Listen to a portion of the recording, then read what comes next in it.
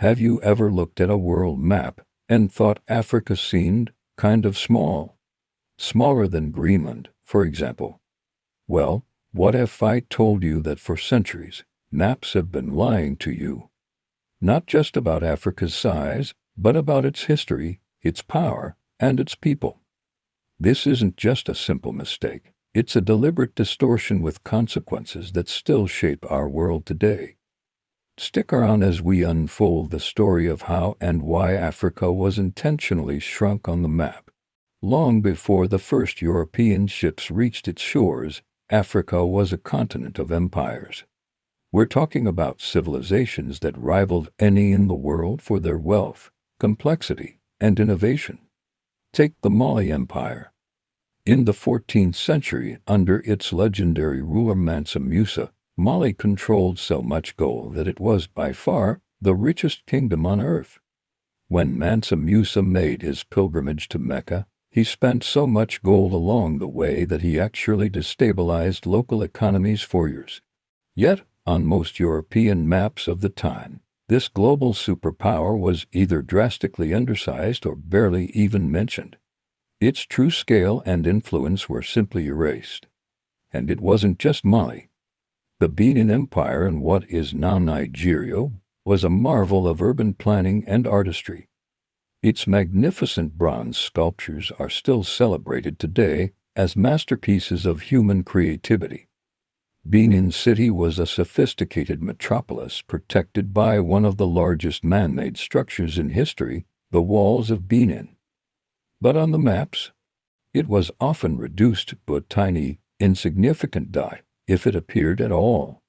Further south, the Kingdom of Congo was a thriving state with extensive trade networks connecting it to the interior and across the seas. It had a sophisticated political system and a rich culture. Cartographers, however, often misrepresented it, labeling it vaguely as the Congo Kingdom without any context of its power or organization. This erasure wasn't just about borders and cities. It was about resources, too. Maps from this period systematically underrepresented Africa's vast natural wealth. Its mighty rivers, fertile lands, and incredible mineral deposits were minimized. Meanwhile, the very same maps would exaggerate the features of Europe, making its rivers look grander and its coastlines more significant. This created a powerful visual lie, the idea of a rich but underdeveloped Africa, a treasure chest just waiting to be opened by European hands. This wasn't cartography, it was propaganda, visually justifying the exploitation that was to come. As we move into the 19th century, this distortion became even more systematic. Map-making became a tool of colonial administration, deeply intertwined with the twisted ideology of scientific racism. European surveyors, geographers, and ethnographers fanned out across the continent, but their work wasn't neutral. They were guided by preconceived, racist notions about African societies. They weren't mapping what was there, they were mapping what they wanted to see. Africa was depicted as a continent of primitive tribes lost in a vast wilderness, completely ignoring the complex societies and bustling urban centers that existed. These colonial maps deliberately exaggerated the size of deserts and jungles while shrinking areas of civilization and agriculture.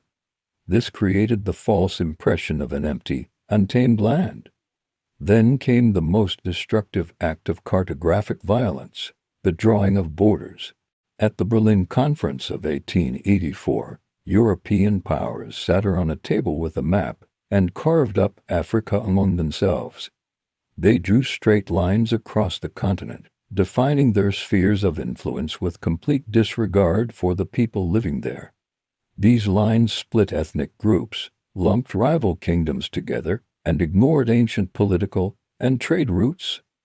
Maps were used to plan military campaigns, locate resources for extraction, and settle European colonists, often with brutal and deadly consequences. The deliberate misrepresentation of Africa as empty or underutilized was the ultimate justification for conquest.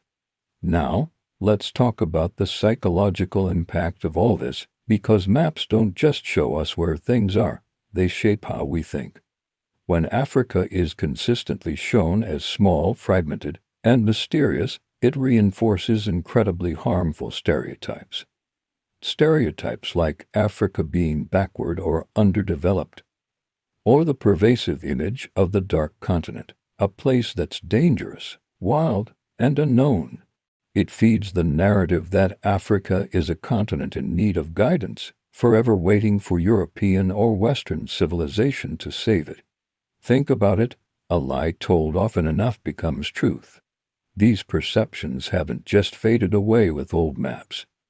They have persisted into modern times, influencing everything from news media and movies to school textbooks and international policy.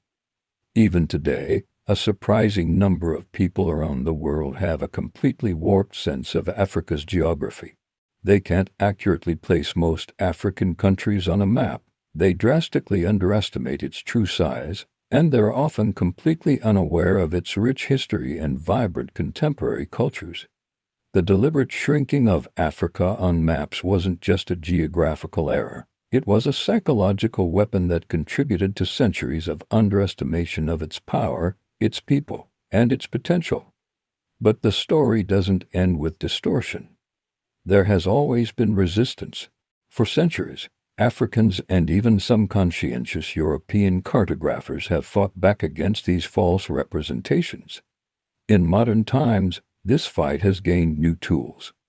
One of the most important is the creation of alternative map projections. You've probably heard of the Mercator projection. It's the one that makes Greenland look bigger than Africa. But projections like the Gall-Peters map correct this. They preserve the relative size of landmasses, revealing Africa's true, undeniable vastness. Seeing it this way for the first time can be a shocking and powerful experience. Beyond new projections, African scholars, historians, and geographers have been leading the charge. They've published their own atlases and historical maps that accurately reflect Africa's geography, its immense resources, and its magnificent ancient civilizations. They are, in effect, redrawing the world from an African perspective. And now with digital mapping tools, satellite imagery, and global educational initiatives, we have the power to see the continent at its true scale.